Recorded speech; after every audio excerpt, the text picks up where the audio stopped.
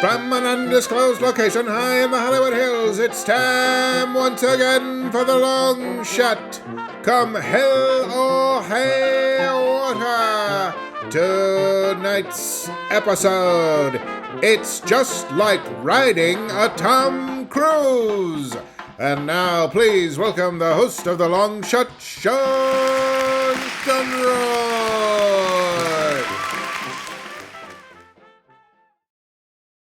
Thank you so much. Good afternoon, good desk. Welcome to The Long Shot. It is a podcast. I am your host. My name is Sean Conroy. With me today on the show is not the artist formerly known as Joe Wagner, currently known as Joe Wagner.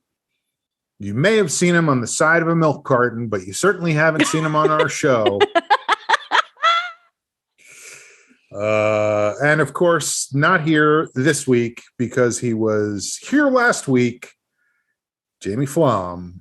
But with me on the show today, back in business, better than ever, Amber Kenny is here. Welcome to the show, Amber. Hello. Thank you so much for having me. I hope you remember how this goes. Yeah, we got it in our bones. I guess we'll see if it's like riding a bike or if it's more like, I can't even think of a thing. Else? Yeah. Like how did riding a bike get to be the thing? You know? Yeah. Is it because it's hard to learn to ride a bike? And once you know it, you know it. It's like signing your name. It's like setting the table and putting the silverware in the right places. Like anything you know how to do, once you know it, right? Right. That's true. I guess there are some things though where like it goes away. Yeah, like I'm trying to think of like if I have to do some technical process involving computers in some way, which rarely happens, but you know, once in a while. Like what? Well, if I'm I got you know, when I'm down at the water and power plant and I have to figure out how to set the hydroelectric dam up properly, or else you knew how to do it once, but the lights are going to go out on the town and the reactor is going to overheat and the whole thing's going to blow. I did it once before. And so I need to be in radio contact with headquarters so they can let me know how to do it again. I mean, this is my entire life right now because I am in this new job and every single other person in the department has left. So there are things that technically someone has showed me once. Mm-hmm. And that one time that they showed me, it made perfect sense. Right. But doing it again by yourself, it's like, what's the first step again? I mean, I've talked about this before, but this was how I almost failed 7th grade, was because I could not load my sewing machine. I had a sewing class and the teacher would be like, okay, you put the thread over this and under this and through here and around this thimble and through this. And then the machine would be loaded and everybody would just be working and I couldn't follow it and I couldn't do it. And like, could you write it down or something for me so I could follow the steps? Because I got so far behind, I would just come into class and not do the work because I would be futzing with the thing, trying to load it and obviously not being able to do that. And I ended up having to go to school after school was over. She was like, if you don't come and finish this thing, you're going to fail 7th grade. What were you making? I was making a vest. So it was very complicated. I had to sew the sleeves not on. So it was not easy. Mm-hmm. Yeah, I mean, think about that. How rudimentary was that? And I still couldn't get it done in time. But if you can't get the thread in the sewing machine, right. You can't load the machine. You can't do it by hand. It doesn't matter how easy it is if you can't get past step 1. Right. So I guess it would not be fair to say, you know, doing a podcast, it's just like loading a Singer sewing machine. I think we've proven that to be true. So we always like to start the show the same. Go ahead. I said nothing.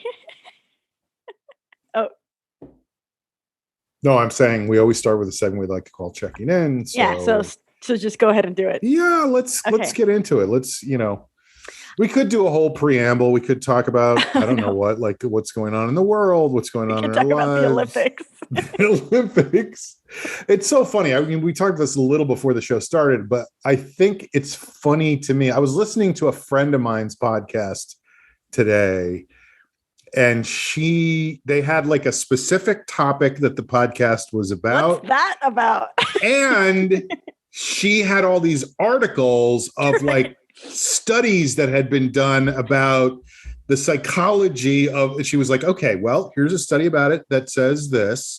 And then the counterpoint is that there's also a study that says this. So you're saying that she had a topic and was prepared? Yeah, exactly. Yeah, we're not comfortable doing that. But I was thinking about it, and like, I loved her podcast. I really enjoyed it. It was very, very interesting to listen to. But I also feel like there is an element in, and maybe I'm being absurd about this. It's entirely possible. I've done that before on many occasions. You've never been absurd. Some of which you've been present for, many of which you've not, thank God, because I would never hear the end of it. But, what's funny about this is that this is just 100% opinion about stuff. Like, there's never, not even pretending. No, and that's how people talk in real life, is like, this is my opinion. This is what I think. This is, Even when we talk about movies, it's like, I think this guy was in it. Like, we don't know. I don't want to check it. I don't want to look it up.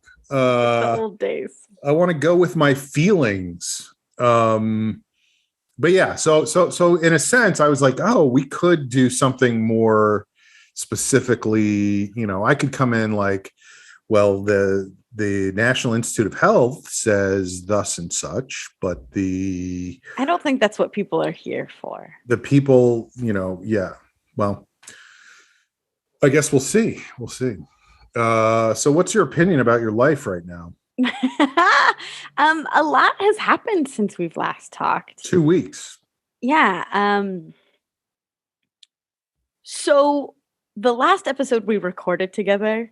And to be clear, Amber and I avoid each other at all costs when we're not doing this show. Yeah. On breaks, we don't even. We avert our gaze. It's actually kind of true.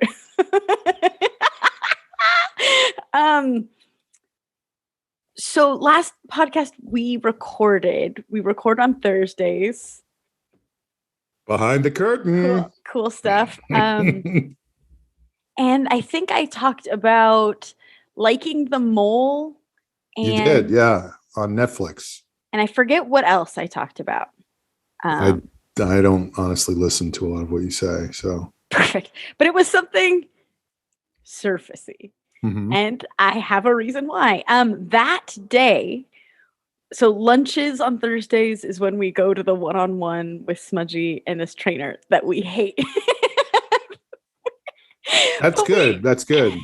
Right. And we spend money, and it's very stressful because we have to drive to Pasadena on our lunch hour and drive back. Which is not close. It's not close, and we're always like late to it. One of us is late to a meeting, if not both of us. And it's like, it's not fun. It's not great. I mean, I will say driving in LA is relaxing, generally speaking. 100%. And with like a dog on your lap who is the Tasmanian devil himself. So I was already very stressed. I'm new to this job. It was 2 weeks ago, so I was even newer, if you can imagine. 2 weeks less late, now. Less old. Yeah. Yeah. And so I was so busy that it was like time to go to Smudgy's appointment, and I was still working. I was like, I like that your command center is so spread out.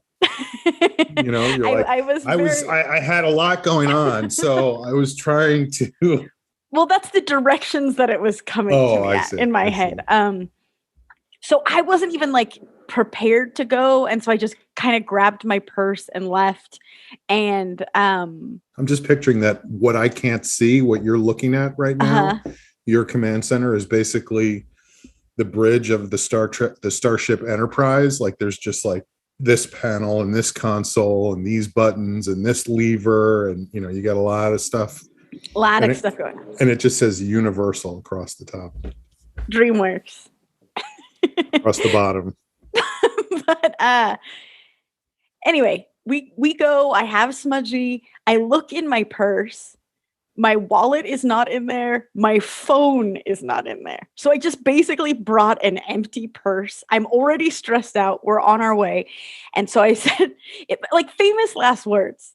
I said, Jeff, we have to get back on time because I have a 1:30 meeting and I don't even have my phone to tell my boss I'm running late. It's muy importante. And I don't even have my phone to use Google Translate to understand what you just said. And so we go, and we're actually in kind of good spirits. We usually you sound surprised. Well, we usually leave dropping him off like, oh, we hate her. We just hate her so much, and it's hard to even explain why we hate her. But it felt kind of good vibes. And she's like, you guys have been doing a lot of work with him. He's doing great. I can already tell a difference, and really excited. And let's do this. So when you go, you drop Smudgy off and then you come back and then you have to go back to Pasadena and pick him up hours later? No, 1 hour. We would just grab takeout lunch on that 1 hour without him. Before we did all of our sessions with him, but it was like, we need to eat at some point. Right. And she stressed us out so much that we're like, if you can figure it out without us, great. She really did. Anyway, so we go back 5 minutes early. And she's like, I'm so glad. After a big blow up at the Baja Fresh salsa bar? No, we had Del Taco in our car. Nice. Muy romantico. Again, I don't have my phone. But again, in good spirits, great, we're eating Del Taco, who cares? Mm-hmm. Everything's going to be fine. We go back 5 minutes early, and she's like, great, you guys are here. I was going to call you. And we're like, no. What? It wouldn't have mattered if you called because I don't have my phone. So, it would have gone to my home. So she looks ashen. She looks not well. Something has happened. Yeah. And she's like, so we've been working on him putting his own head through the hole on the slip leash. And she's like, something happened and accidentally the leash got tightened on him. And I was like, okay. And he was shaking and hiding in the corner. God knows how long. He might have been doing that the entire time we were gone. We paid this woman to traumatize our dog. And already fearful of the leash. Right. And also we went to her for help for this exact thing. And she was very much like, I had no idea this was the problem. And I was like, what did you think we were here for? It. And in other news, he's still not able to do a flip and catch a Frisbee in his mouth. Right. That's what we're doing, right? So that was aggravating. It was great that she finally understood our problem. It was 2.5 months too late. Mm-hmm. But she finally believed us and understood what was going on. And she looked frightened. I bet he bit her, and I hope he did.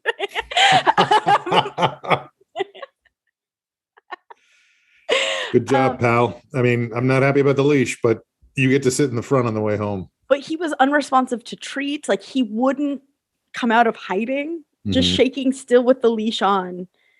And again, we went to her as the expert. And she was like, so what should we do? And I was like, oh, man. And I'm like, well, I'm going to be late to this meeting because I don't know how we're going to take this dog out of here. And we ended up... Can I borrow your phone for a second? Right. I need to hire a Skyrider to fly over my boss's house right. and let them know that I'm not going to be on time for the meeting. And again, I was stressed before any of this happened. It was just like, mwah. And so she's like, I think what we could do is get a couple big blankets and just grab him in the blankets, wrap him up like a burrito, and then you take him home in the burrito and then somehow get the leash off of him when you're home. I was like, okay. I don't know if that's a good idea. We still have burritos in the car from Del Taco, and I don't want to get them all mixed up. But she kept saying it, and she kept saying, like, she was just going on. And I was like, great. Can we start with the burrito blanket process? Because chop. It seems like it won't be a quick thing. Whatever we got to do, we got to do. Or here's another possibility. What if we grab a couple blankets and we wrap them up like a crepe, and then we put them in the car and we throw a little powdered sugar on top? And you know me, I'm like the ray of sunshine that everyone loves. And I was like, okay, get to it. Like,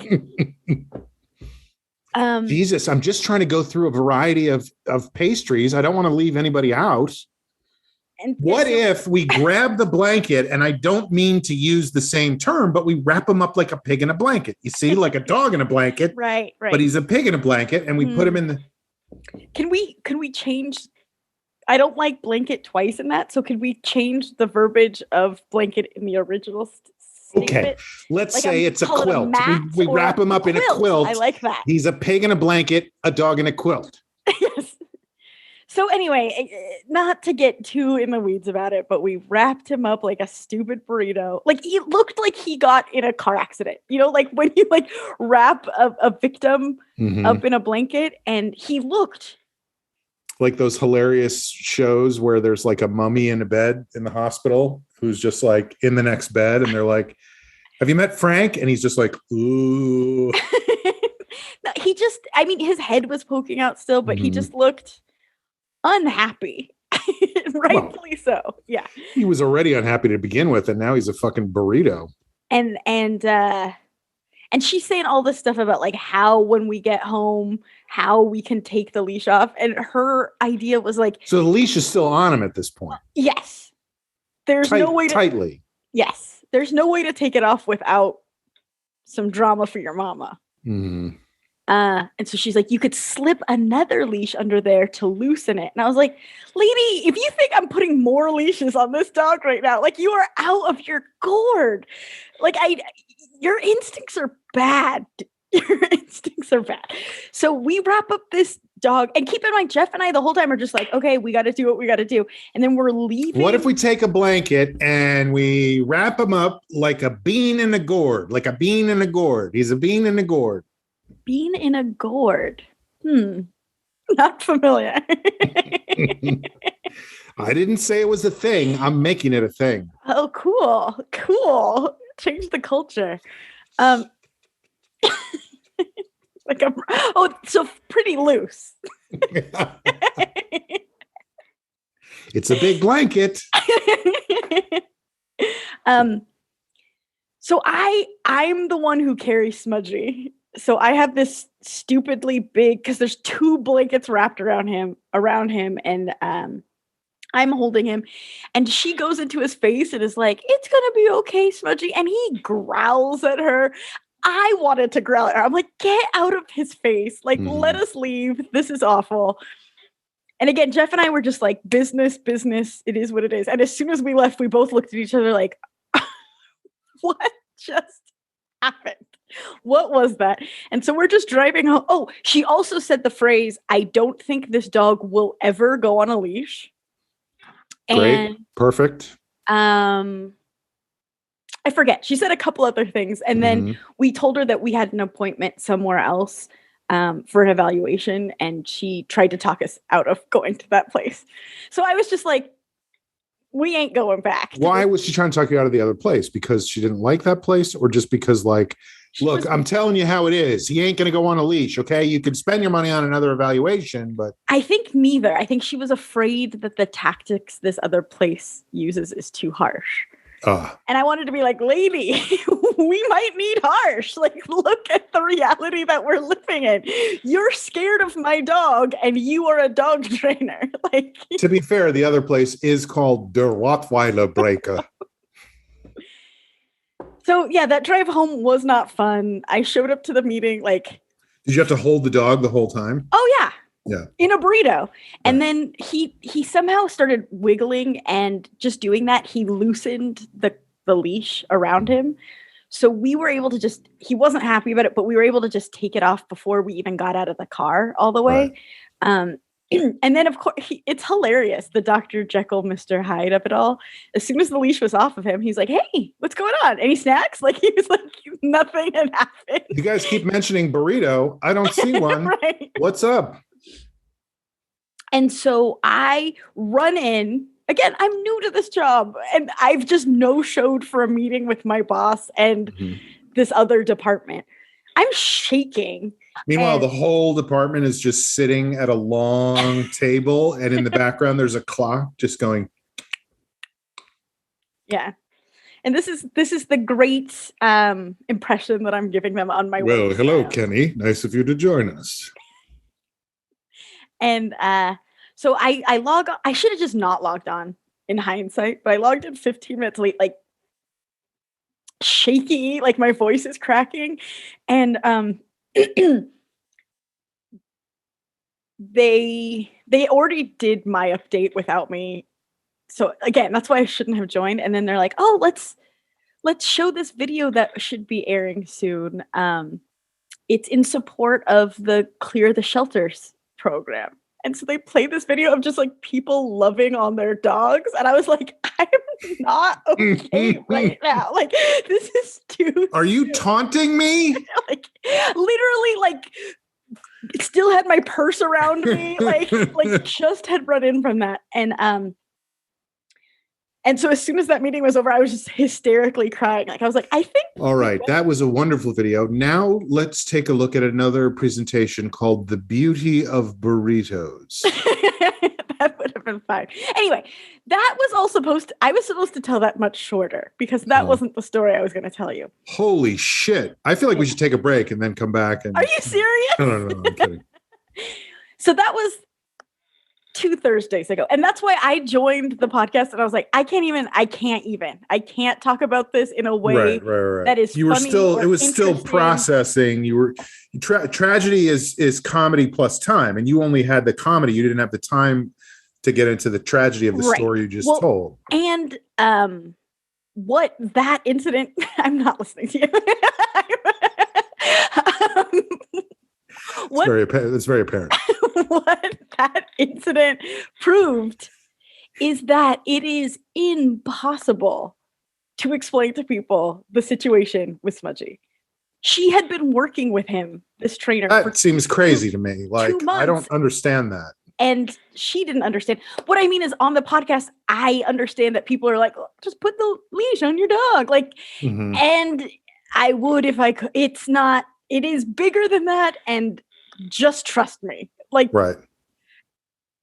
It is what it is. Well, but that's two different online that are like, Amber, just, it's going to be fine. I get that. And that's annoying, but that's two different things. One is people listening to the podcast and going, I get it. She just needs to put the fucking leash on him. Right. The other is you go to someone whose job it is to help you with your dog and say, this is the problem we are having with the dog. And they go, okay, I'll fix it. And then 2 months later, they go, oh, I didn't realize that was what you were talking about. Right. They're almost like, did you know that he's got this problem? And it's like, yes, I'm quite aware. Also, what have you been fucking doing with him? Anyway. It's like taking a kid to school when they move to, the United States and putting him in a classroom. And then 2 months later, being like, the teacher goes, this kid doesn't speak any English. Right. It's exactly that. And, so that it's like riding a bike. Okay, no more likes, no more similes. I have to get to the actual meat of the story. So that was 2 Thursdays ago. This past Thursday was Jeff's birthday. Yay! Happy birthday, Jeff! And we had our appointment for that evaluation at that place that we've been referring to as Smudgy's military school. The Rottweiler breaker. Right. It's just an intense dog training place. And again, we just signed up for an evaluation and we didn't know what that meant. I had to take. How did you find this place? In the yellow pages under military schools for dogs? No. So it's so complicated. I need like a flow chart and it's not even interesting, but we have 2 dog trainers, one we love, one we hate. Right. The one we love recommended this military school, and she recommended it quite some time ago. It's rather pricey, so we didn't want it to be our first option. Right. And they are in high demand. So even if we looked into it and they're like, our next appointment is August 12th in June. So I will say the stories I've heard about people going to military school, it's always worked out great for those people. Like they've really turned it I can only think of one, Donald Trump, but my dad went to military school and he's then there's 2. Yeah, but he did go to military school. I don't know. I feel like, I don't really know. I was going to say, I don't feel like Xavier is really the same as a military school, but I don't know that much about it. He would call it a military school. Yeah, no, they wore uniforms and stuff. I guess I never really thought about it, but yeah, you're right.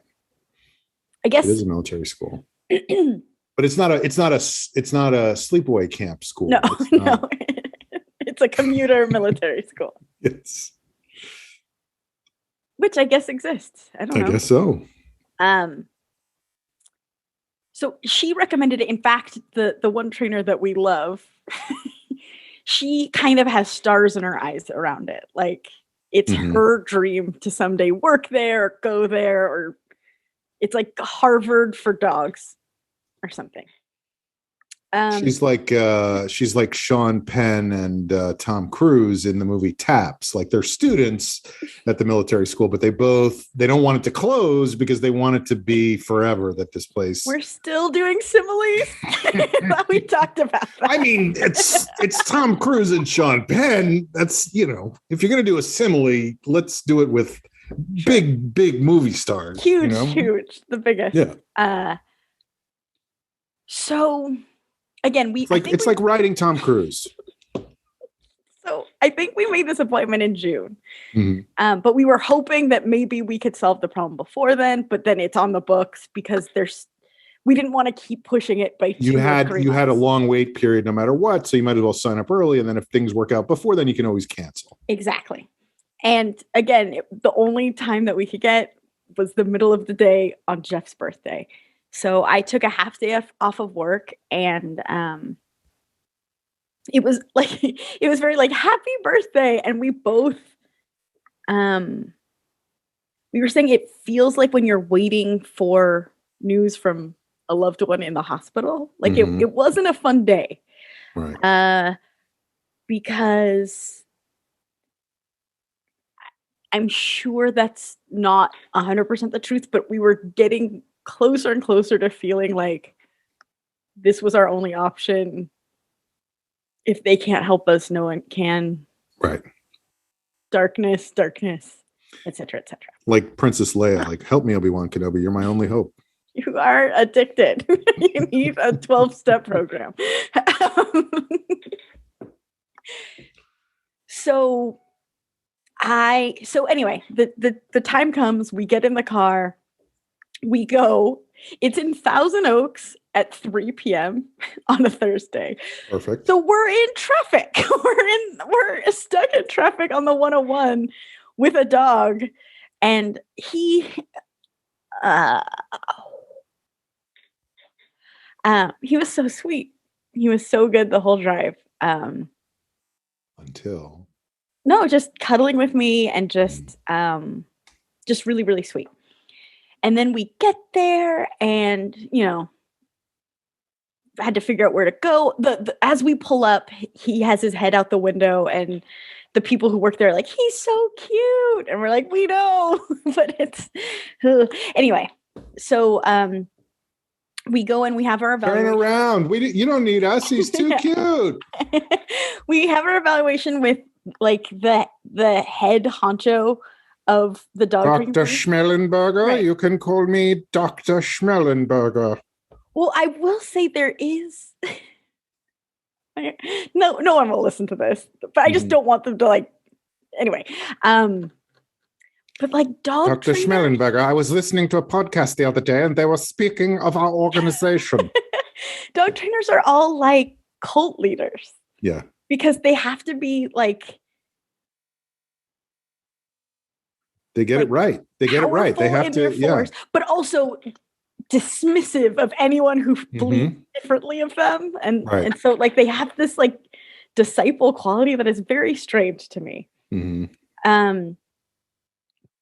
But so we go there and we go to this sort of fenced off area, and I'm holding Smudgy still, and I say, should I let him down? And they say, yeah, let him down. And then he's just off. And we tell them our issues with the leash. And I'm talking a mile a minute because clearly we haven't expressed it to the other person well enough to other people. So it's like, maybe it's a me problem. Maybe we're undercutting it. And so you understand, of course, that English is my second language, and there are certain phrases I don't understand. So I need a translation. So he says, go grab him, and then we're going to put a leash on him. And he's like, are you okay if, like, I'll put on gloves the whole bit. Like, it might get messy, but, like, I have to see it. So, wait. Why is he putting on gloves? He doesn't want to get fingerprints on the dog? Or what's... For being bit. Oh, like he. So you warned him that this dog was sometimes, and he listened. Right. Could you believe? I understand what you're saying, and I will wear these chainmail gloves. No, he put fully like he looked like he was a falconer. Like it was intense gloves, and I mean, that was all an issue, even just picking up Smudgy again. I won't get into it. We don't have time. Wait. Who picked him up? You or the... I did. You did. And then he's like, can you put a leash on him? And both Jeff and I are like, no, we don't want to. Like, can you? Or... Now, I am going to pick up the dog. Oh, Falcon! Ah! So he's like, okay, I'm going to do it. And it was awful. It was one of the worst things I've ever seen in my life. Because he warned us. He's like, it's going to look bad. Because he has to feel like it's life or death, and he has to choose life. This sounds so bad. But it really was very hard to watch. Distressing to watch. Very distressing. And at one point, the trainer took off his gloves. I don't really remember the timeline. It's all a blur. And he was like, sorry if I get blood on your dog. And I look, and there is blood running down his hands from your boy Smudgy. And Smudgy's blood or his blood? His blood. He got bit by Smudgy. Yeah. Big time. But again, we're not making this shit up. Right. No. And he was clearly saying, I know what's about to happen. Like he knew, he wasn't like, oh my God, this dog bit me. He was like, there is potential here that the dog is going to bite me, you know? And it was very hard to watch. Smudgy put up a big fight, and the trainer said, and I hope this is true, I think it is, that like most of the show that Smudgy put on is bullshit. He's learned that if he is a good actor in this way, he gets what he wants. Like it's a learn. To not have the leash on. Exactly. And so, I mean, he was doing the work. He was peeing himself. He was screaming. He was throwing himself on the ground. Like it was not great. It was not fun. And it was poor Jeff's birthday. Also keep in mind, this is Jeff's first pet he's ever owned in his life. Right. And so they were like, I think we have an opening here for him to come and train with us, like end of September, early October. So what we're going to do is we're going to send you home with him with the leash still on and just pull on it every once in a while. He's going to do that. Just, that's fine. And maybe buy some gloves. And both Jeff and I are like, we have to do that, like, and then log on to a conference call, like between, like we're working full time at home and then having, because the thing is that the trainer is used to doing it, it still makes us emotional. And I know that's something that we need to work on, but it's human. Like Right. anyway. So again, I don't know if this was used car salesman techniques because Jeff. I was like, okay, that's what we're doing. I'm too agreeable. It's a problem. I understand, but I was like, okay, we're gonna pull on the leash sometimes, and then that's what our life's gonna be like, and he's gonna be miserable for a while, and then at the end of September, early October, we'll solve this. Perfect, let's do it. And Jeff is like, I don't want to do that. I don't want that to be my life. Is there any way that you guys could do that step of it sooner than later? And again, I don't know if this was like a used cars salesman thing, but he's like, we don't have any availabilities, but let me call the front desk. Like, she's gonna kill me. Like, he's the owner of the place. She's gonna kill me, but I'll see what I could do. But anyway. Long story short. What if the end of this story is you guys now own a 94 Chevy Tahoe? That would be incredible. Long story long, we left that place without Smudgy. And that was a really hard decision, but it felt like the only choice. And they said that it would be like 2 to 3 weeks that he would be there. And it was so hard. It was so hard handing him over. Like, yeah, I just feel so bad for Jeff and his birthday. But because of that, it was our first time without Smudgy. So we went to a bar together afterwards. Our first time out since February 2020. Right. And I was like, happy birthday. We both were crying, sitting there, drinking a beer. Like, truly tragic. Of course. Yeah. Tragic. Because it felt like, did we do the right thing? I don't know, but it felt like we were running out of options. And so today marks a week we haven't had him. And I don't understand how parents do it. Smudgy made my life so difficult and added so much stress and prevented me from doing so many wonderful things. And it hurts how much I miss him. Like, it physically hurts.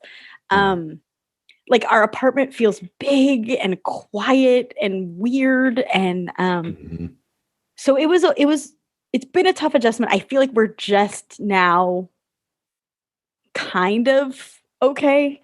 It was very emotional. The front desk lady has had like a great relationship with Smudgy and has been texting us updates and like, he's my best buddy, and pictures of him and videos of him. And he's already been like walking around on a leash a little bit. Just everybody in the background covered in blood.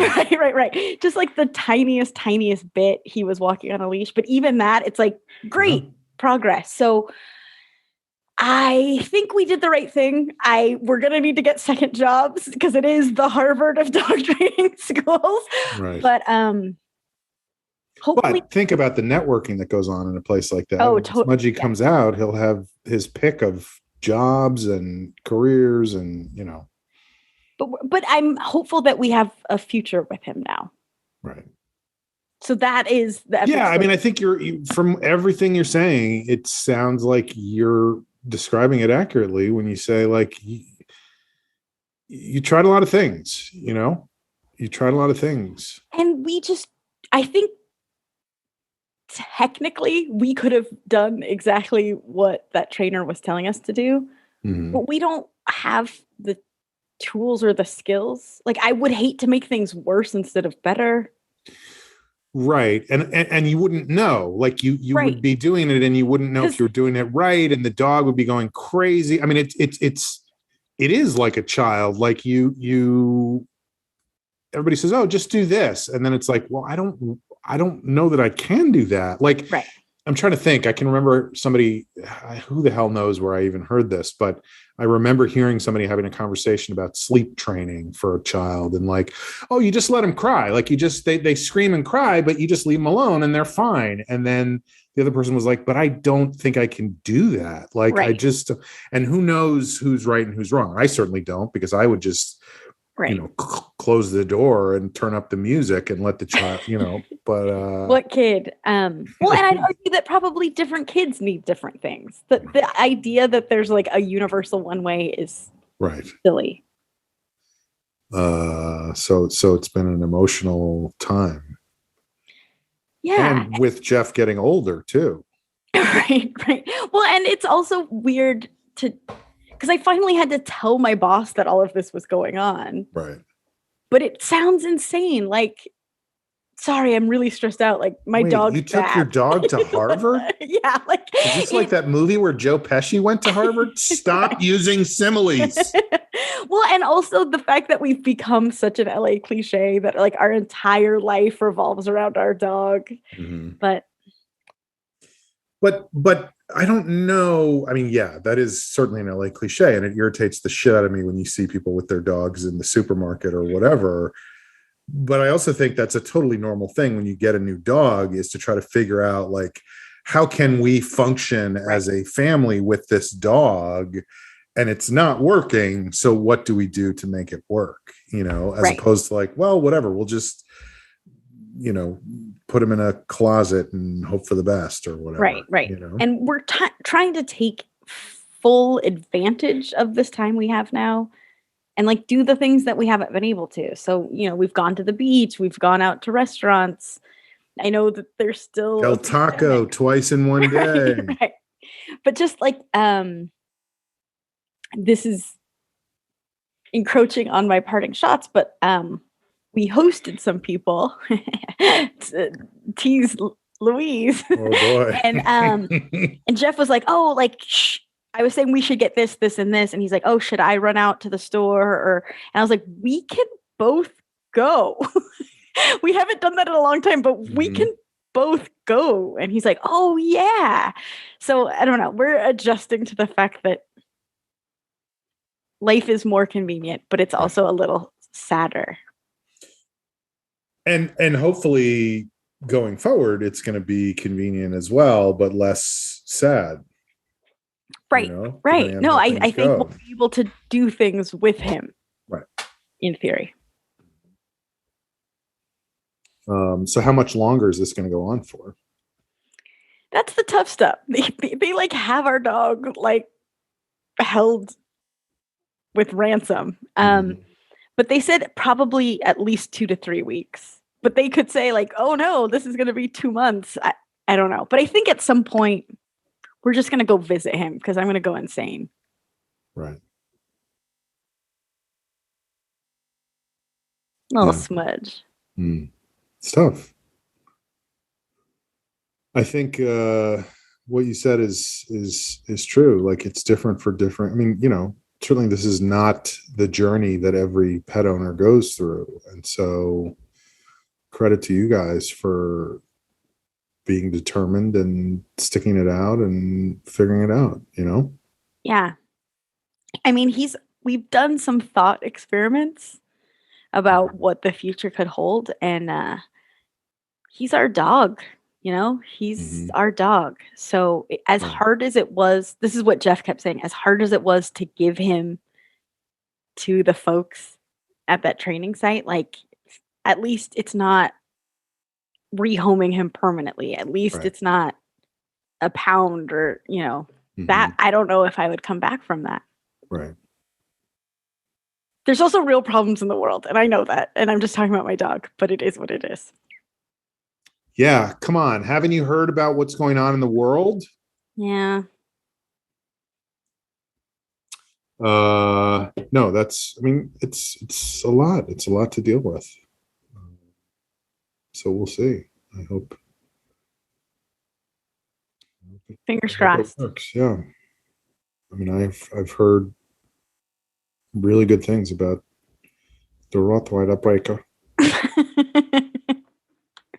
We keep joking that we'll just like email him and be like, also, could you teach him how to do like skateboarding? And also Halloween's coming up. Could you desensitize him to costumes? How many cigarettes a day does he smoke at this point? Is he wearing his sunglasses all the time or just part of the time? But it felt like they heard us and they understood us, which already felt, I know it's a term that's thrown around a lot, but I truly, with that one trainer that we didn't like, it felt like we were being gaslit. I'm telling you what's happening and you're not listening and internalizing it, or that seems bizarre. Like that doesn't make any sense to me that person would be like not cognizant of the fact that was the reason that the dog was there. Right. So what happens now with that? Like, do you then call that person? Oh, I definitely got drunk on Saturday night and wrote an email being like, will not be returning. She's like, well, thanks for the update. Can you return those blankets? And I was like, it's like a bad breakup. Yeah. You should just throw a CD in there just for the hell of it. So, but it's Pasadena. Here's your Roberta Flack CD too. I don't know where that reference came from. All right. Well, let's. Why don't we take a break and then we'll come back and we'll do parting shots. What's going on with you? No. Nothing. Okay. Cool. Sick. Well, before we go, okay. So let's do this. I'll talk about something in parting shots, but. Here's another thought experiment for you, only because this is a thing that I saw happen this week and it kind of blew my mind. I mean, I didn't see it, but I saw it that it had happened. Did you ever go to the zoo? Have you ever been to the zoo? Have you been to the zoo? You go to the zoo and you look at the things in the zoo. Yeah. So what's the fun of going to the zoo? I guess seeing animals that you don't get to see very often. Right. And some of the animals at the zoo, you're like, if I saw this animal in the wild, it would kill me instantly. Like it's terrifying. Right. But that's kind of the fun of it too, is like, oh, I'm 4 feet from a lion. Yeah, exactly.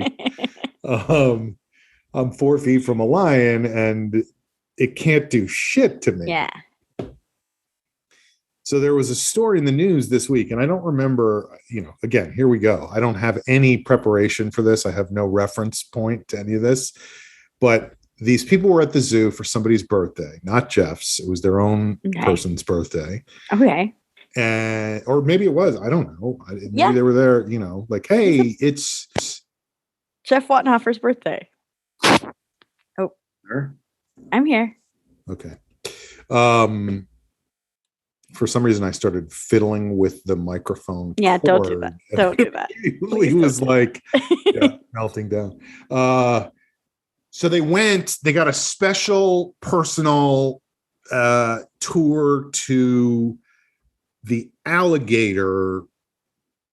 Well, I always call them habitats because that was what I was trained to do when I worked at the zoo, is not call them a cage. But anyway, they went to the alligator habitat. Mm-hmm. And the alligator trainer was there, and the alligator trainer was going to feed the alligator right in front of these people. Now, we all know that alligators eat chicken. Children. No. Well, but yes, right. They eat chicken not by choice. They're much more interested in children. But so these people are outside the alligator habitat, and I watched it on video and I can't quite tell how this is even possible, but like basically there's just a plexiglass divider between them and the trainer who is feeding the alligator and the alligator. So they're right there, and there's no corner to it. In other words, it's like a sneeze guard. It's not a room. Yes. It would be for a huge sneeze, but yes, it's basically it doesn't connect to anything else. Right. So you could reach around and and so this family or group of people, a couple of adults, some children, are standing there watching as this zookeeper, trainer, whatever, is feeding this alligator, and the alligator chomps down on this trainer's hand, like has the hand in its mouth. I think that animals that bite anyone are disgusting. Well, what's weird is she was like, watch this, folks. I'm not even going to put gloves on. But so, and I don't know if you know about how alligators kill their prey, but what they do in the wild is they grab onto it, and then they do, and I could be wrong about this, but I believe they do something called a death roll, where they just spin and drown whatever it is, and then stash it under the water and let it decompose for a while before they actually eat it. Oh, they like it a little fermented. Yes, apparently. And so this trainer is caught in this alligator's mouth, and a guy just jumps into the alligator habitat. Like, that was what blew my mind, is like, here's this guy at his daughter's birthday party. I'm going the other way. Well, that's what I was going to say, is like, what do you do in a situation like that? Like, so maybe I'm chicken. I don't know. Human? Well, if you're chicken, you would want to get in the alligator's mouth because they love chicken. Well, I don't think I would want to, but I think that's what would happen. That's true. Yes. Yeah.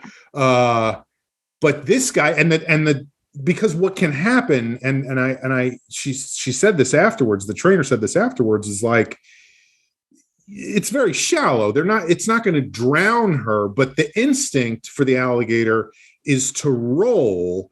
So if the alligator starts to roll, it's going to rip her fucking arm off, Oh my God. And so she's there, and she's like, she can't, I mean, and it wasn't, 20 feet long, but it was at least 6 or 7 feet long. And That's sure big enough. Those jaws are incredibly powerful. So this guy jumps in, and she's like directing the guy what to do. And he kind of gets in like a ground and pound Brazilian jiu-jitsu hold on the alligator with his legs wrapped around it to keep it from rolling. And they work on the jaws. How did he know that? Because she was saying, don't let, I think she was going like, she was like, don't let it roll. Don't let it roll. Yeah. No, like, he just immediately got in there. I mean, that was what I thought was amazing, was like, his reaction in the moment was not what your reaction or my reaction would have been, which would be like, I'm pulling the ripcord and getting the fuck out of here. I don't think we even went to the zoo today. I don't think that was. We should. Do you want to go to the primate house immediately? How about snails? Let's look at snails.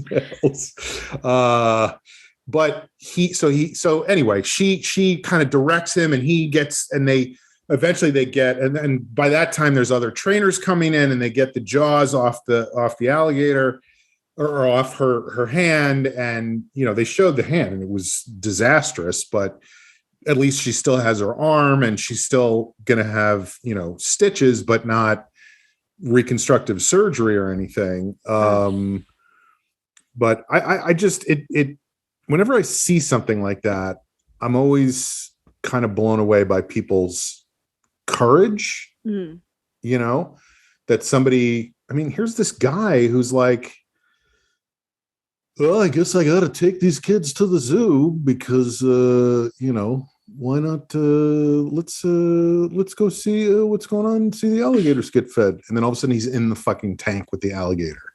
That's crazy. Like, that's just not a thing that you think would happen. No. The kids were probably a mess. Oh, the alligator murdered all the kids, like just chomped their heads off immediately. Side note. So that was a big mess. Yeah. I just meant emotionally a mess. Yeah, I'm sure. Yeah. That's like traumatizing for an adult. Right. But anyway, and the best part of it all was, guess what the alligator's name was? What would you name an alligator? Al? That's pretty good. I mean, it seems a little on the snout, but I'm sorry. We have some hipster I I'm like just their early saying, like, stuff, alligator. What would you name an alligator? oh, I don't know what I would name it, but this alligator was named Darth Gator. Okay. So, Okay. Well, they're asking for it, messing with Darth Gator. she was like, she had her hand in the alligator's mouth, and she was like, "Help me, father of child, you're my only hope." It was just like the movie. I know. Star Wars. All right, let's take a break for a couple minutes, then we'll come back and we will talk some more. I love that you checking in was that someone got bit by an alligator. I watched it like 10 times. Like I kept on rewinding it. That's crazy. Yeah. That's great. Okay, bye. All right, don't look at me.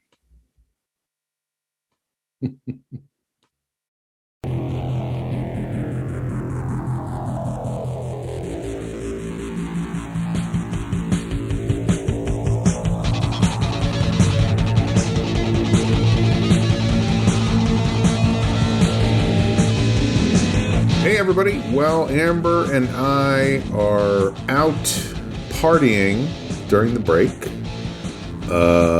Feel free to follow us on Twitter at Longshot Podcast, because we do have a social media presence, a robust and ongoing place to find out all sorts of fun facts about us. So check it out. And now, once again, that is at Longshot Podcast on Twitter. Like, follow, subscribe. I guess you can do all those things on YouTube, which is not what I'm talking about. I'm talking about Twitter. So do that. And now back to our show.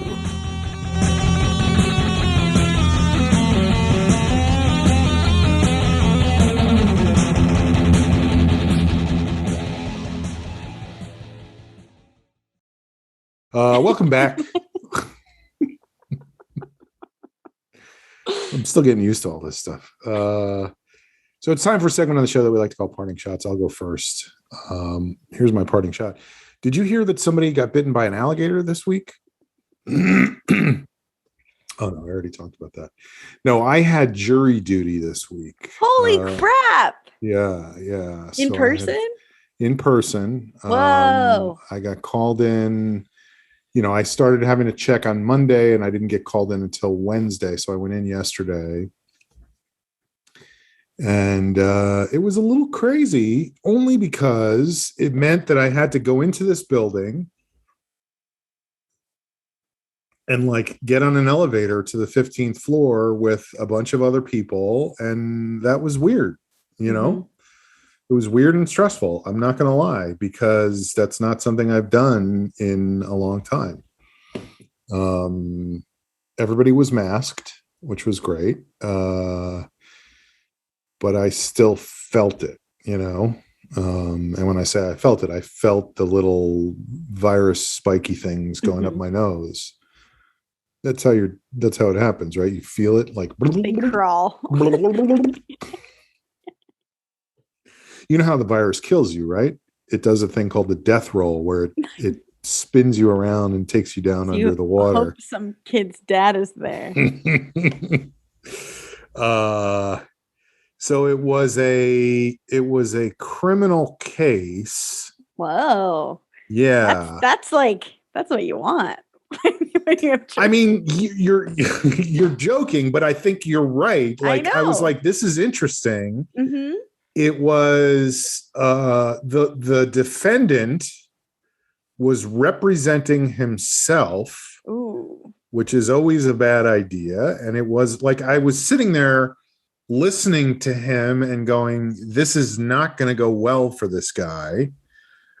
But I was also listening to the prosecutor, and I was like, this will not go well for this guy. Is no great shakes himself, I know. Are we so spoiled by watching lawyers and movies and TV shows that are it's interesting because that was actually one of the things that came up. And I've told this story before, but years ago, my brother is a prosecutor, and years ago he was prosecuting a case, And one of his witnesses was talking to the jury on the stand and said, I guess the other lawyer was like, so you work for the police department, what do you do? And the guy said, I'm a crime scene technician. And the guy goes, can you explain exactly how that works? And the guy said, well, it's like CSI Miami. Like I go in and I just find all the stuff that's there or whatever. And my brother said he took the guy like into the coat room afterwards and was like, don't ever fucking say something like that again, because it is not like CSI Miami. And that tricks people into thinking that that's how the justice system works. So that's a story he told me 15 years ago. And yesterday, the prosecutor was like, this is why I was like, this guy doesn't know what he's doing. He was like, so how do people learn about what goes on in the justice system? And everybody was kind of like looking around, like, here we are. This is how we're, like, and what he was really saying was like, we all see this stuff on TV and that's how we know what happens. But he just didn't formulate the question properly and nobody knew what he was driving at. And he had to like eventually get around to saying it. And, and I was like, oh, this guy ain't exactly Ironsides either, and if you remember, Ironsides was on in the 50s. But anyway, so the thing that they mentioned yesterday, well, I mean, many things they mentioned, but one of them was that we would be hearing testimony in a foreign language. Oh, this is a very interesting case. With a translator. There'd be a translator there. And would that affect your perception of the case? Everything is about like, is this going to make you believe it more or less? Those questions are such bullshit because if you're biased, you don't know you're biased. That's the whole point of bias. Do you know what I'm saying? You're not like, wow, I don't think that I'm taking this into full consideration. The whole thing is a little wild. Well, and I'll get to more about that in a second.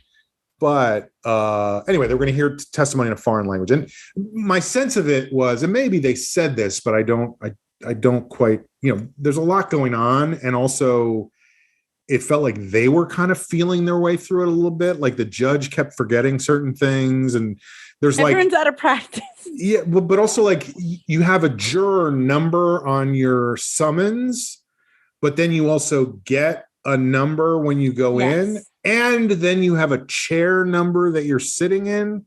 So they kept on getting mixed up between whether they were talking about the chair number or the juror number or the, and that was a whole thing. And my experience is people who come in for jury duty don't need any help being confused. Correct. What a kind way of saying that. But yes, you're absolutely right. Yeah, people don't know what the fuck is going on. They're confused. Some of them don't speak English particularly well. Right. Like there's just a lot to process all at the same time. And and then, there's stuff like the defendant said at one point, like, I'm trying to remember exactly what the question was, but it was something like, do any of you think, they kept on phrasing the questions as like, does anyone here think this? And it was like, I don't know. Like, anyway, he goes, does anybody think that taking drugs makes you less credible? And I was like, I know what he's saying is knowing that someone has taken drugs, not that someone is on drugs in this moment, which is a different thing. Well, but he's also not saying like what drug. Yeah, exactly. Like if you're on heroin versus marijuana or, Accutane, isn't that the acne medicine? So anyway, it just, there was a lot of like not really knowing what's going on. But my sense was that he had been accused of, it was like robbery and assault with a deadly weapon. So it wasn't armed robbery. It was just robbery, but it was robbery and assault with a deadly weapon. So whatever. So then they go, okay, you guys can go home, come back tomorrow at 1:30. We'll figure all this out. So I go back today Oh, and I had to answer, these 6 questions, like, what part of town do you live You're like, in? What do you do? I think drugs are cool. Yeah, right. No, they were like, what do you do? I said, I'm a writer. And the guy was like, what do you write? And I said, I write television. And they were like, do you write any television that's related to law enforcement? And I said, no. And meanwhile, the last show I worked on was called Mama Named Me Sheriff. But I was like, do I really want to explain that, like, they have nothing to worry about, that Right. this guy, this cartoon character is a sheriff, But anyway, sure, we can have that discussion. So you but that's lied be under oath. Yeah, exactly. I could go to jail. Shit. Aaron, can we cut this part?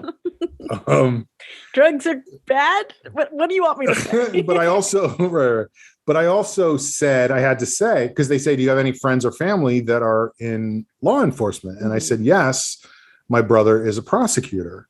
And they were get him out of here. Well, at the end of the day, I was like expecting, because I don't know exactly how it works, but they could have gotten rid of people yesterday.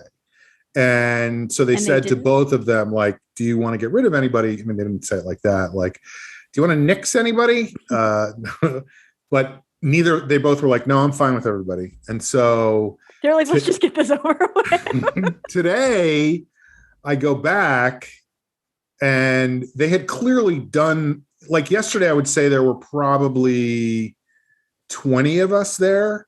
And today, when I went back, they'd clearly gone through that process several times, because there were probably 60 people in the room. Oh, wow. That were in the same position that I was. Oh, they probably have changed the process a little bit.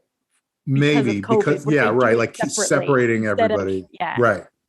Because I remember just days and days and days of just hearing the jurors being questioned. Like, right. You don't even really get into anything. But I think that was still to come, because what they were going to do today. So today we all go into the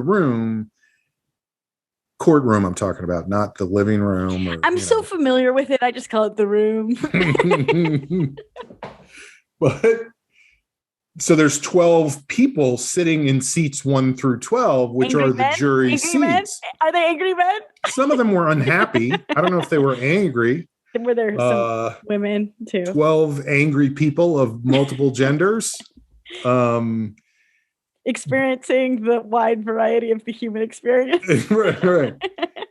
But I mean, part of me was like, I don't want to do this. But part of me was like, it's going to be 5 days. I would love to see what it's like to sit on a jury trial. Because I've been called for jury duty. I've never been picked. I was an alternate once. For a civil trial, not a criminal trial. So, yeah. And again, I've told this story before, but one of the jurors died the day the trial started in the courthouse. And that freaked everybody out so much that they immediately settled the case. So we never actually had to go into the courtroom. But so I was like, this would be kind of interesting to see this. And then I could go back to my brother and go, listen to all the ways this fucking prosecutor fucked up. I get it, man. I'm on your team. Like, I understand. Because when they find out, my brother's a prosecutor, they're like, do you think you could still judge people's testimony fairly and judge the defendant fairly? And I said, yeah, absolutely. So today there are people sitting in the jury box, and that is the jury, I think. But the defendant and the prosecutor still get to, again, I don't know how the whole thing works, but I think they get a certain number of what they call peremptory challenges, which means they can just say, nope, get him out. Nope, not that guy. Nope, not that guy. Yep. Right? You're talking about jury TikTok? That sounds dope as hell. But they can do that without any explanation. And then there's another period where they get to question people and see if they are revealing inherent biases that they maybe weren't even aware of, and can say, Your Honor, clearly this guy doesn't like people who this guy doesn't like people who go shoe, sock, shoe, sock. He likes people who go shoe, shoe, sock, sock. And the judge goes, you can't do that. Yeah, that I was means like, you are we have your talking shoes taking on. them off? But I think there's another period where they go through that. But so anyway, there's a bunch of people in the box, and these guys get their peremptory challenges. And I think the defendant, they go back and forth. The defendant challenges like 8 people in a row. Like he's like, juror number 287 or 11, or yesterday they were 14, Anyway, and he is challenging very specifically. I notice, I don't know, maybe other people notice this too. He's challenging every Asian person who's there. So I'm like, oh, then clearly the person who the victim is going to testify is a person of, from, I don't know where, Korea or China or, so he's just like, what's that? You don't have to do that. We know what Asian means. Like Burma or, But anyway, he's just like going through every, and they weren't all Asian, but most of the people he was challenging were Asian. So me being on the case, I put 2 and 2 together, and I'm like, I know who's coming in to testify against this guy. Can't put anything past Conroy. And meanwhile, the prosecutor is just like, no, I pass. Nope, I pass. It was like a game show, like pass, pass, pass, pass. And I start to realize that because of where I'm sitting in the room, as this guy is dismissing people, I'm going to end up in the jury box. And I'm like, oh, I might have a chance at doing this. And I should say, prior to all of this, they line everybody up in numerical order outside the courtroom. And it's just weird because of COVID. Everybody's like, we have to stay this far apart. And but then you sit down next to each other. Well, but also it's like some of the numbers got dismissed yesterday, or they weren't there yesterday. Right. So it goes like 59, 64, 68, 73, 81, 89. So it comes time for me to get in line, and online. It comes time for me to get online. Thank you. And I realized that there's no space between, like, my number is between 2 people who are too close together for me to get in between. Oh. So I can't get in the line. So I'm like, oh, I'm right here. And the guy who would be behind me is like, I don't know where he was from. I suspect Eastern Europe, but I'm not positive about that because everybody has a mask on, and you can't tell who's from Eastern Europe if they have a mask on. But he's like, I will try to get these people back, and I will move them out of the way. And I was like, no, I'll just stand on the side. It doesn't matter. I know we're all like standing in line now, but it's okay. Like, I'll just, if I'm in the right area. Yeah, right. And he's like, oh yes, of course.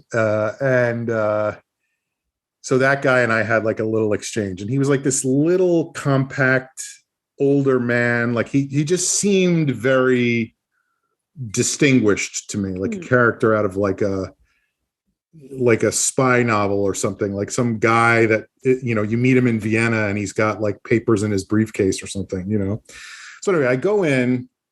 Now I'm in the jury box. And congrats, by the way. I'm like, well, this could happen. I could be George C. Scott. Let's see what happens. And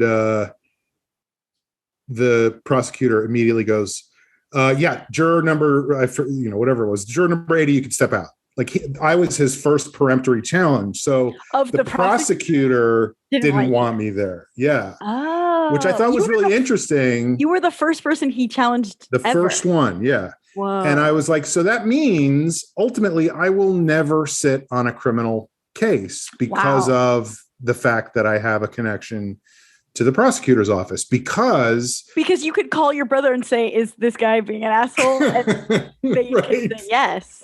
Right. Hey, check out what this douchebag did in court today. No, I think it's probably because he doesn't want somebody to go, well, of course that guy voted to convict because he's connected to the prosecution. So we need to have a mistrial, So it's never going to be the It's never case gonna that, happen. you Yeah. know, so I, so I go outside and I'm standing by the elevator, and who comes walking along behind me but my little friend from earlier. And he's like, I'm so relieved because I have very many things to do. I must do many things. So I have a lot to do. And I was like, yeah, it's good. I mean, and he's like, but for you, a writer, I'm sure it would be interesting. And I was like, yeah, you're right. I would be Oh. interested to.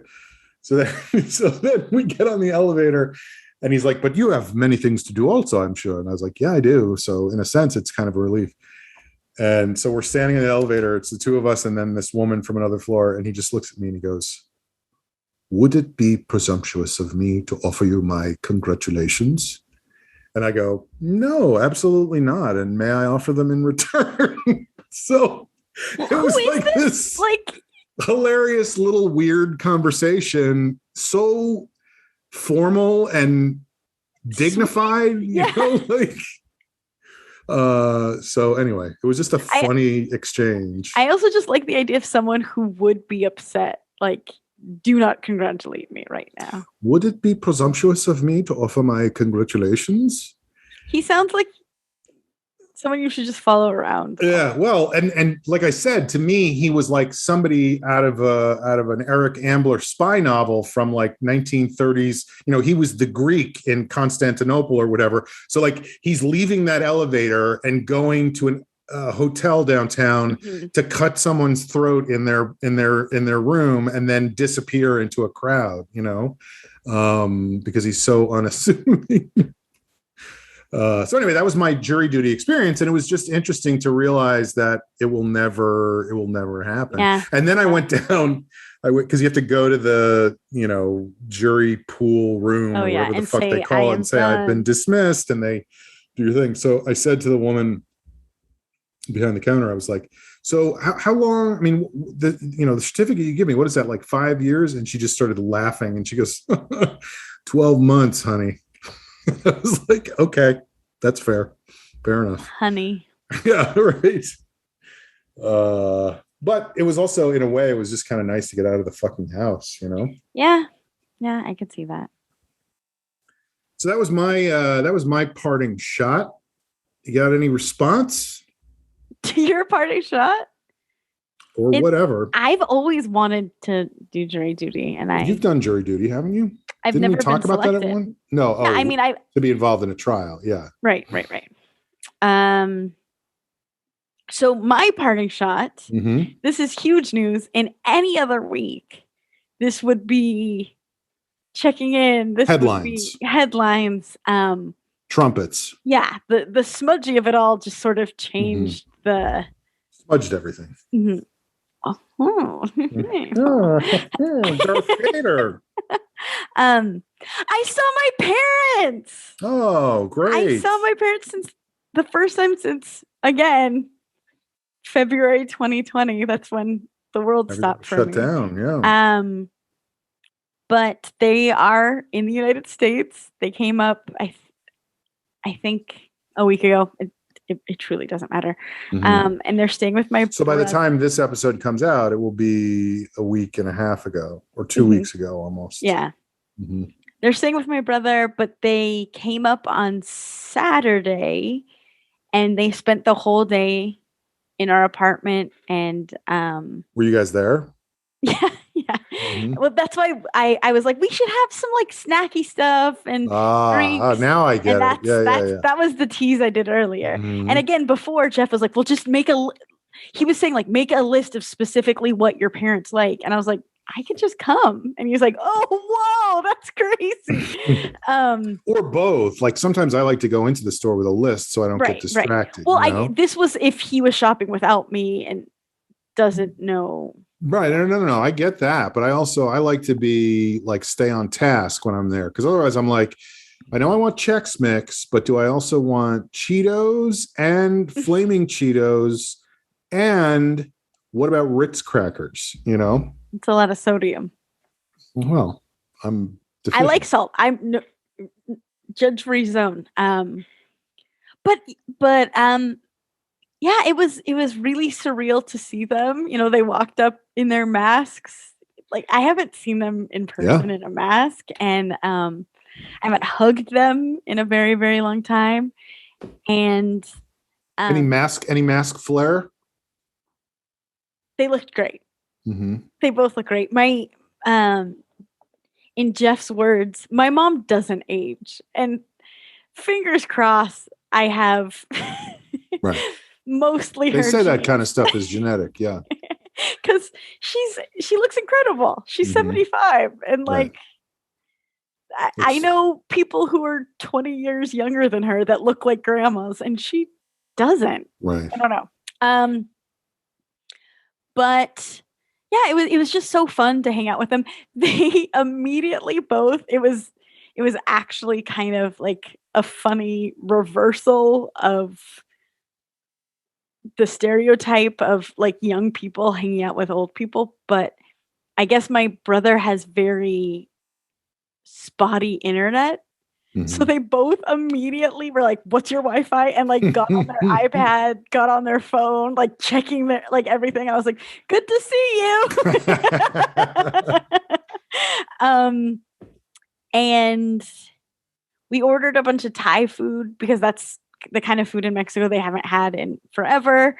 Right. And we played cribbage, and it was Jeff and I versus them, and they are like professional level, and we are not. And so we got Amateur? Would you say you're amateur level? yes. I was doing pretty well for a while when I was Did playing. they bring the board, or did you already have one? We have a board. We just don't play regularly. It's inspired us to do it more so that we could be in shape.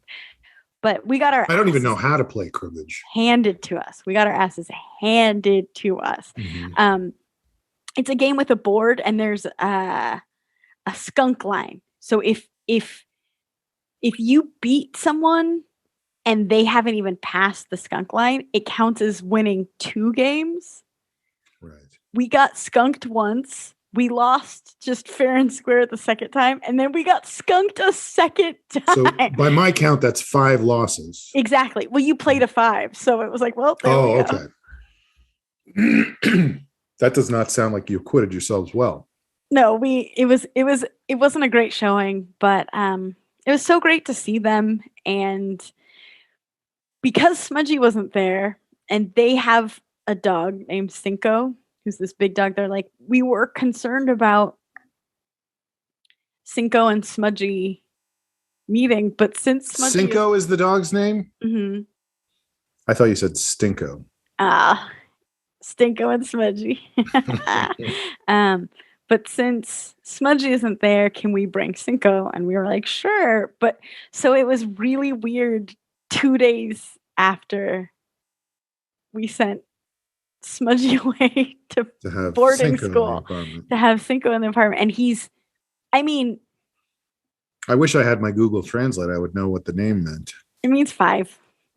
I think you can fit like 2 whole Smudgies in Cinco's just head. Like he just looked like a dinosaur compared to my little dog.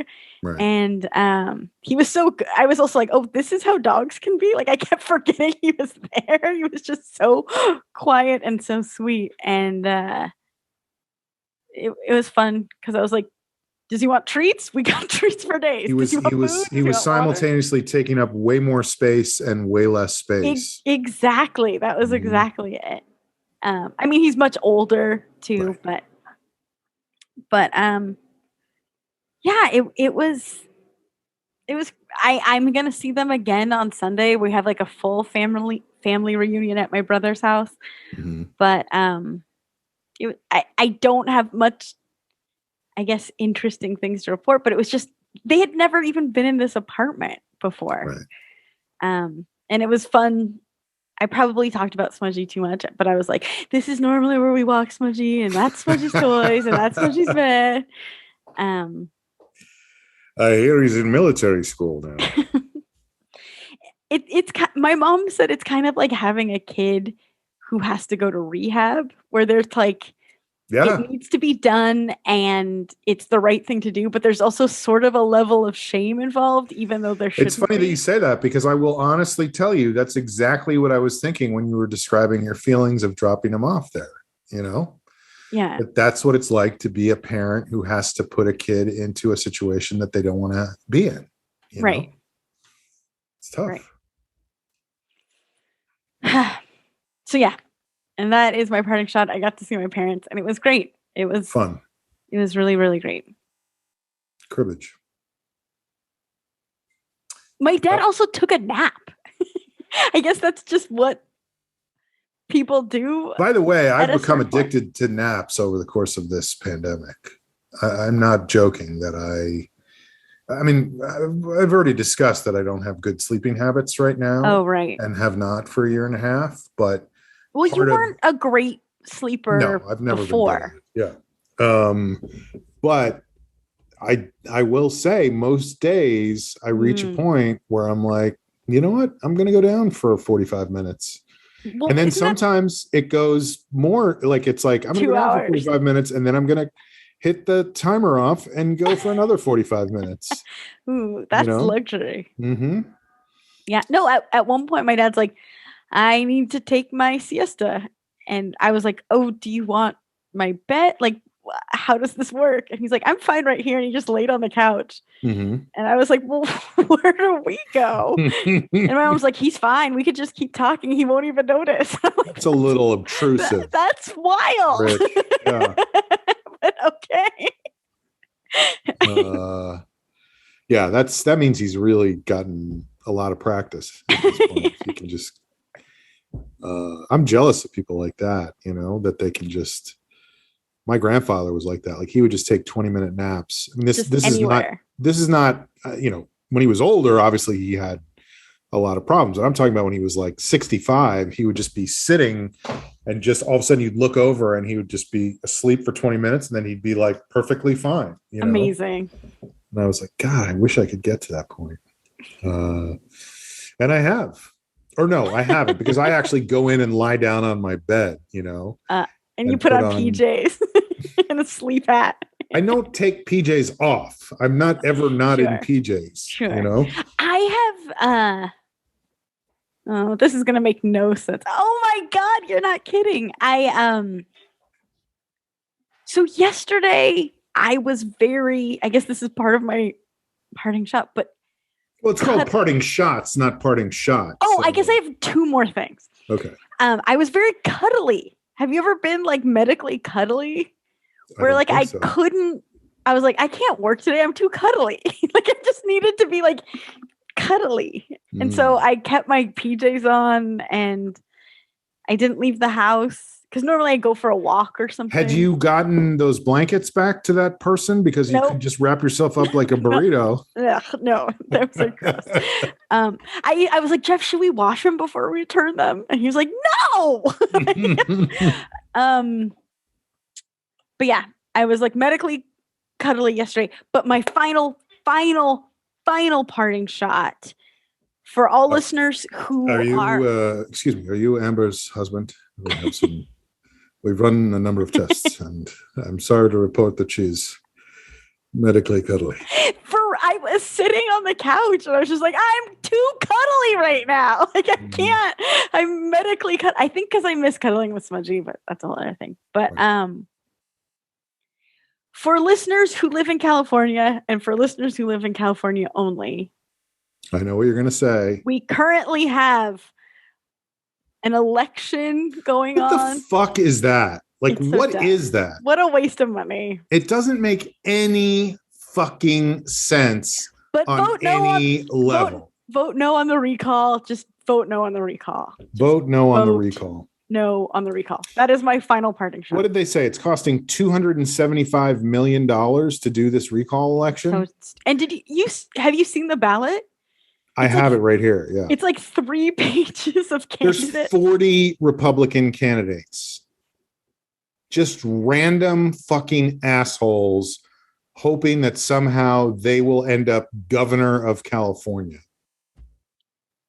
It's a tremendous waste of resources that we clearly could use for better things right now.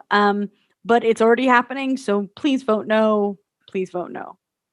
It also just is done in such a confusing, haphazard way. It makes no sense. It's very upsetting that this has been allowed to be happened. What? You know what I mean? I'll allow it.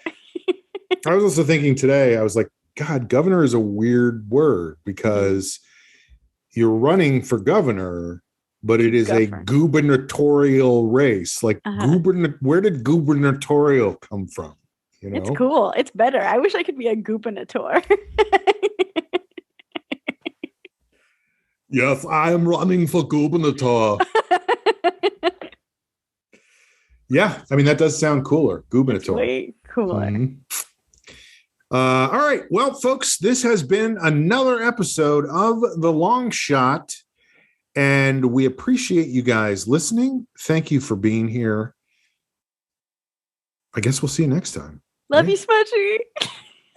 Be strong, buddy. Free Smudgy. Free Smudgy. That's what my brother keeps texting me. I was like, he's in the right place. He'll be home soon. Yeah. All right. Bye. Bye-bye.